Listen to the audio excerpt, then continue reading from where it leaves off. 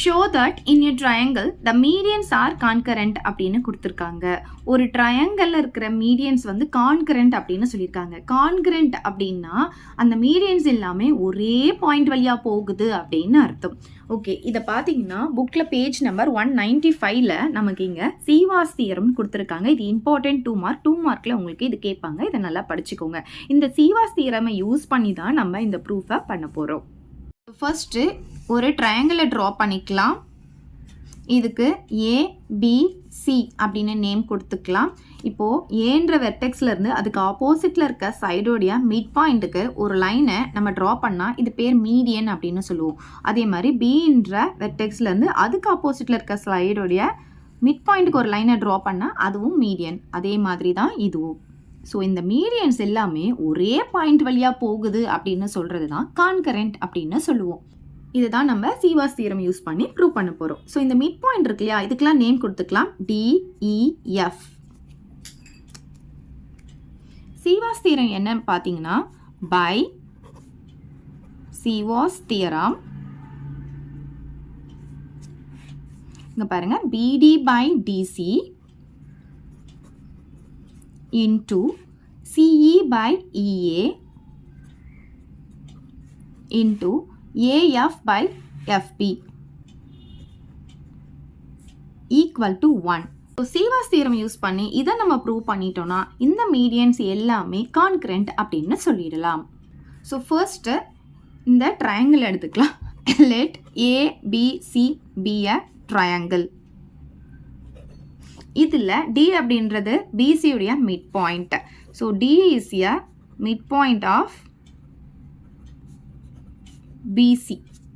So இது பார்த்தீங்கன்னா mid பாயிண்ட்டாக இருக்கிறதுனால இந்த பிசியை இது ஈக்குவல் ஆஃபாக பிரிக்கும். அதாவது இந்த பிடியும் டிசியும் ஈக்குவலாக இருக்கும். ஸோ பிடி ஈக்குவல் டு டிசி அப்படின்னு எழுதிக்கலாம். இப்போ இந்த டிசியை நான் இந்த பக்கமாக கொண்டு வந்துடுறேன். அப்போ இங்கே மல்டிப்ளேயில் இருக்கிறதா அர்த்தம். அப்போ தானே நம்ம டிவைடடில் கொண்டு வர முடியும். அப்போ பிடி பை டிசி. அப்போ இங்கே என்ன இருக்கும்னா 1 இருக்கும். 0 போட்டுறாதீங்க, இங்கே 1 இருக்கும். ஏன்னா இங்கே இன்ட்டு 1 இருக்கிறதுனால தான் இது பையில் நம்ம கொண்டு வரும்.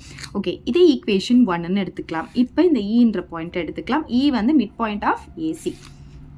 So E is a mid point of AC அப்படின்னு எழுதிக்கலாம். இப்போ சிஇயும் இந்த இஏவும் எப்படி இருக்கும், ஈக்குவலாக இருக்கும். அதை இங்கே எழுதிக்கலாம். CE equal to EA. இப்போ இந்த இஏவை டிவைடட் பையில் கொண்டு வந்துடலாம். அப்போ இங்கே என்ன இருக்கும், 1 இருக்கும். இதை ஈக்குவேஷன் 2ன்னு எடுத்துக்கலாம். இப்போ அதே மாதிரி எஃப் வந்து மிட் பாயிண்ட் ஆஃப் ஏபி, அதை எழுதிக்கலாம். F is a mid point of AB. அப்போ இந்த ஏஎஃப்பும் இந்த எஃபியும் எப்படி இருக்கும்னா ஈக்குவலாக இருக்கும். அதை நம்ம இங்கே எழுதிக்கலாம். ஏஎஃப் ஈக்குவல் டு எஃபி. இந்த எஃபியை இப்போ டினாமினேட்டரில் கொண்டு வந்துடலாம். அப்போ இங்கே என்ன ஆகும், 1. இதை ஈக்குவேஷன் 3ன்னு எடுத்துக்கலாம்.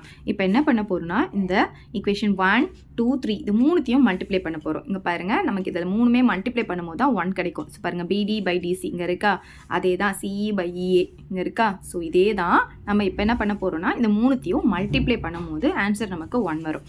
பாருங்கள், multiplying equation 1, 2 and 3 imply. So first எல்ஹெச்எஸ்லாம் எழுதிக்கலாம். எல்ஹெச்எஸில் இது இந்த மூணுத்தையும் நம்ம எழுதிக்கலாம்.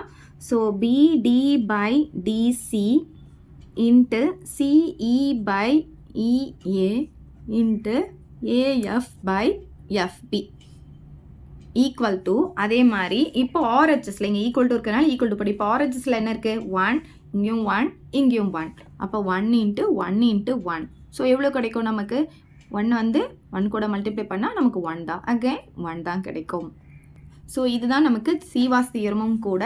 இதெல்லாம் மல்டிப்ளை பண்ணும்போது நமக்கு 1 வரும். பாருங்கள், இதை நம்ம ப்ரூவ் பண்ணியாச்சு. ஸோ இப்போ எப்படி எழுதிக்கலாம்னா, தேர்ஃபோர் சீவாஸ் தியரம்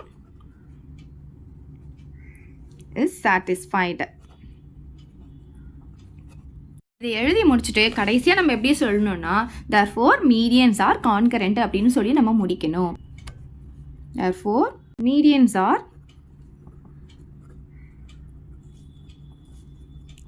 concurrent. அவ்வளோதான்.